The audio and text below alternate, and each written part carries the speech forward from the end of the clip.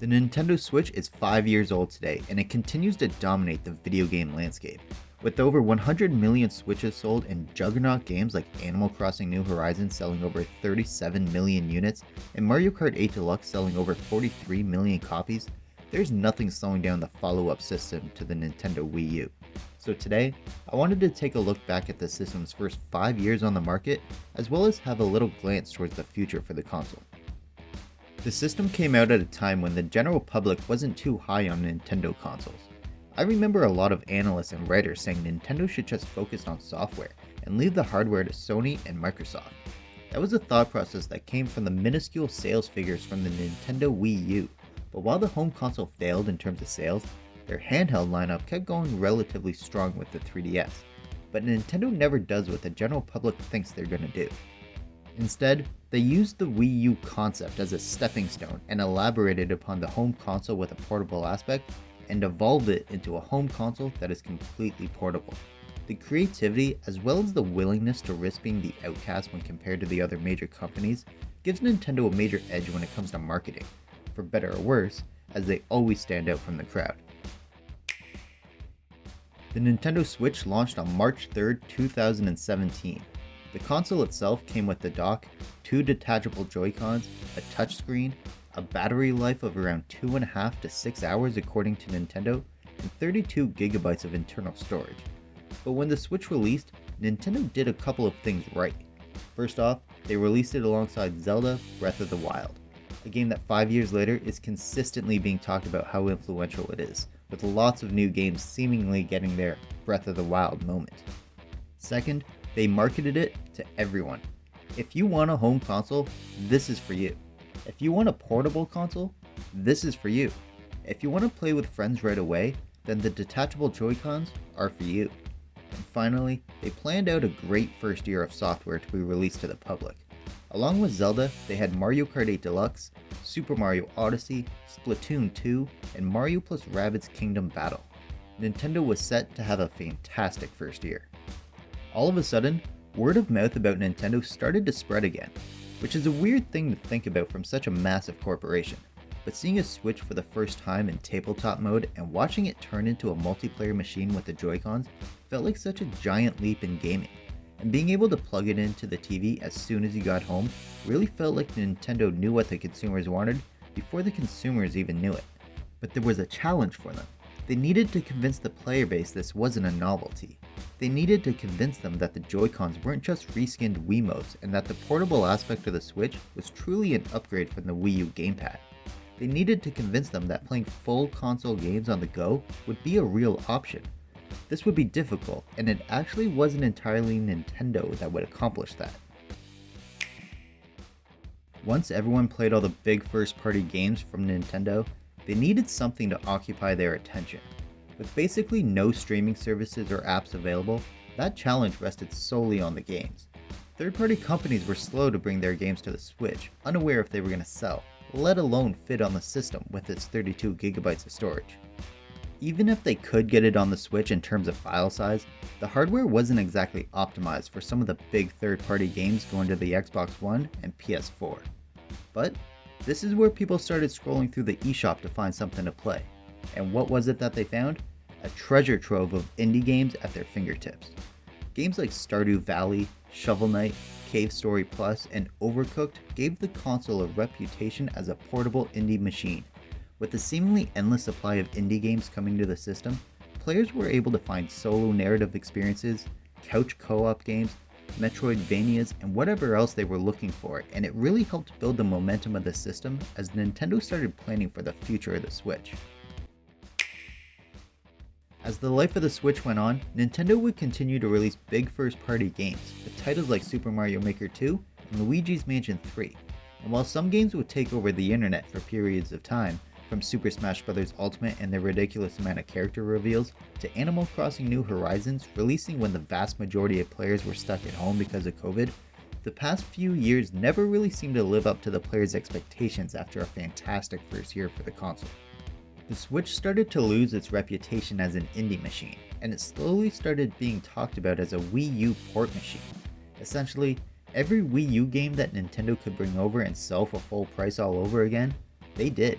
which left a lot of players hungry for new experiences.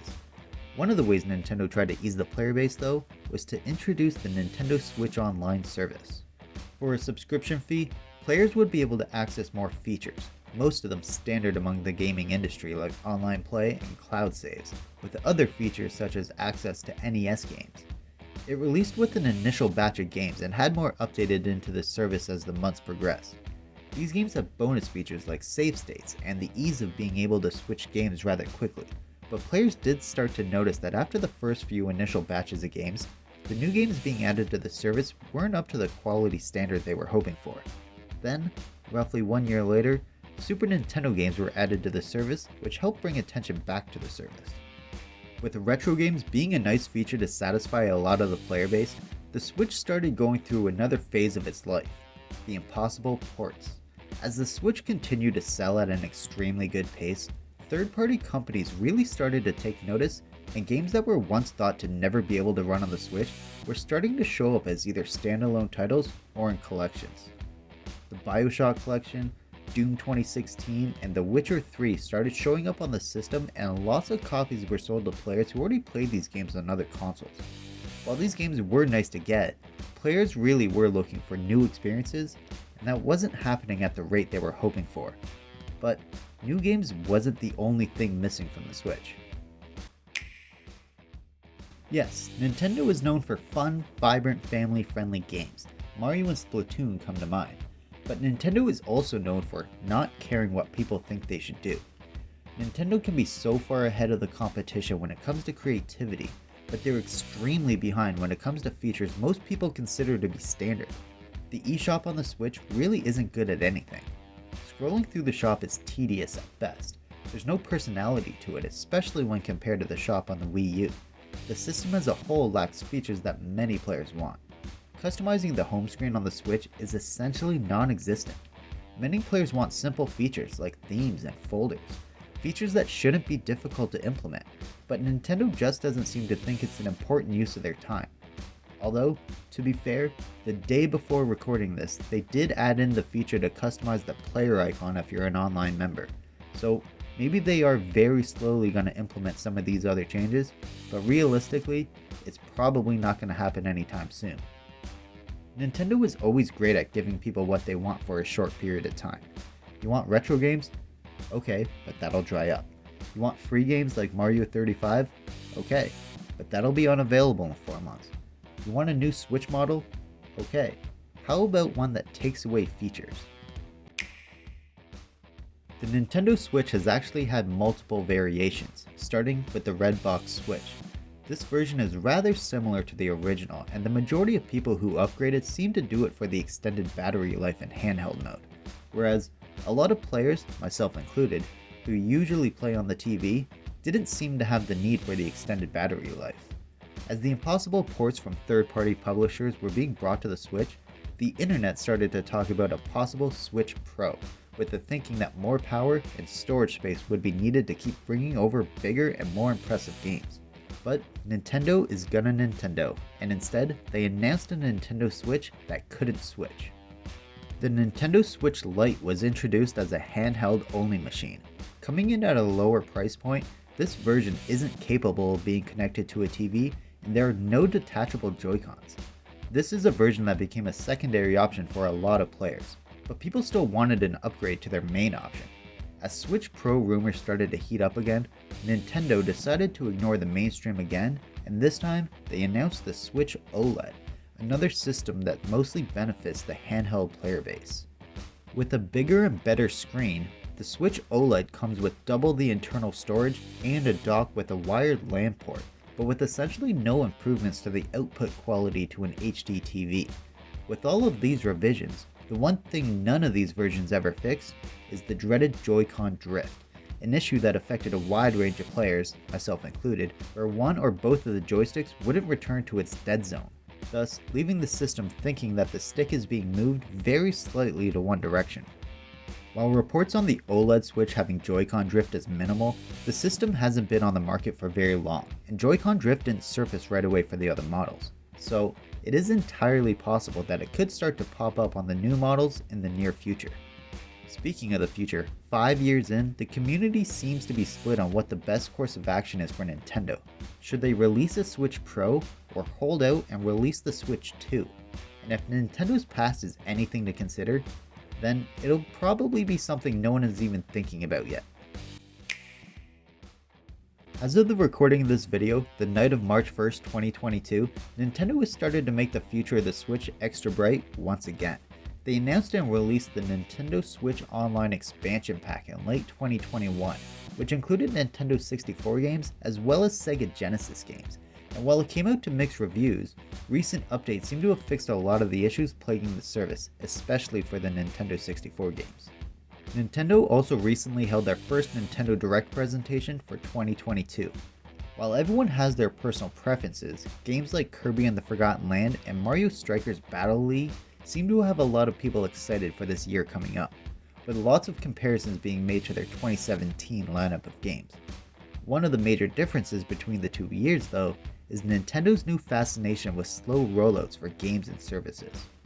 After the major success of the Smash Bros. Character reveals at basically every presentation, I worry that Nintendo is going to do the same thing with character reveals for Mario Strikers, track reveals for the Mario Kart 8 Deluxe DLC, and potential new sports reveals for Switch Sports. This is a trend that silently happened for Mario Golf Super Rush, and I think it's going to continue happening with Nintendo games for the foreseeable future. Even if the trend continues, I think the future for the Nintendo Switch is extremely bright. I don't see the software or hardware sales slowing down anytime soon, and with the abundance of games slated for release in 2022, I think it's going to be a great year for Nintendo Switch owners. The Nintendo Switch has had a major impact on the gaming industry. From bringing Nintendo back from the edge of obscurity after the Wii U, to showing the industry that handheld gaming isn't dead, and being there for gamers and non-gamers alike when the world shut down to COVID-19, the Nintendo Switch has managed to reinvigorate the world's obsession with the company. When I was 8 years old, all the kids had a Game Boy Color and were playing Pokemon Red or Blue at recess, talking about the missing no glitch or if you can move the truck by the SSN. And now, all those kids have grown up, and after years of Xbox and PlayStation, they've all come back to Nintendo, and I don't see Nintendo letting them go again anytime soon. And there we have it, my look back at the Nintendo Switch on its 5th birthday. I hope you enjoyed the video. If you did, be sure to hit the thumbs up, it really helps out a lot. And be sure to share the video with anyone who might enjoy it. Let me know down below any memories you have with the Nintendo Switch. I'd love to hear your reaction the first time you saw it go from a TV to handheld in an instant, or what franchise you want to see get its Breath of the Wild moment, or if you experienced Joy-Con drift and how you solved it. Good and bad memories are welcome down in the comments. If you're new here, don't forget to hit the subscribe button for more video game related content. If you want to hear my thoughts on another console, one that can play your retro Nintendo games, then be sure to check out my video here on the Retron 5. Thanks for making it to the end of the video.